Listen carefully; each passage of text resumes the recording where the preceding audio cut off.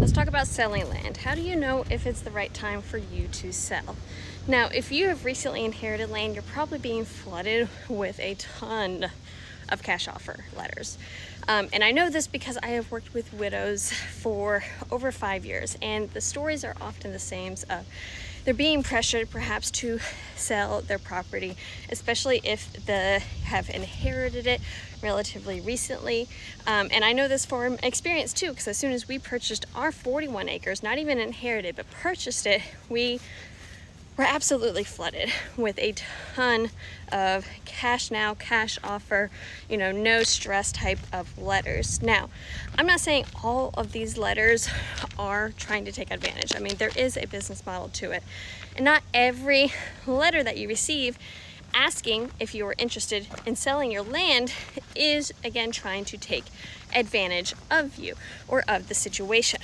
However, there are a few red flags to know if the letter perhaps is trying to take advantage of you, of the situation, and if maybe selling the land is the right thing for you to do. The red flags that you should be looking out for: anything that gives you a very specific price, and I mean ridiculously specific, where it'll be like $87,249. Really ridiculously specific. Instantly red flag. That should put you kind of on the defenses. Perhaps your land is worth that, but 9 times out of 10, anyone that is just wants to have a conversation with you about selling your land wants to have the conversation with you about what are your goals for selling the land, what reasons perhaps would you want to sell this land, and then that'll give you different strategies to know, how you might want to price and market it. So that's going to be your instant red flag. It is so hot outside. Know if you may need to consider selling your land. There are a lot of factors when it comes to selling land, and if you've just inherited it, you're probably feeling a lot of that pressure. So the first thing you need to do is just take your time.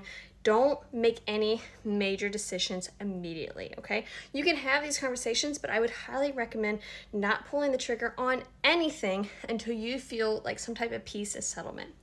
Now, how to know if it's the right decision for you? And I'm just gonna list these out really quickly, and if you wanna talk more in depth about your situation, I'd love to do that. You live long distance, there aren't any beneficiaries or kids who are interested, and it's simply way more work or a larger sum than you're prepared for in this new life stage. So if you have any questions about selling land, shoot me a message and I'll help you decipher some of the red flags and if maybe selling land is the right decision for you.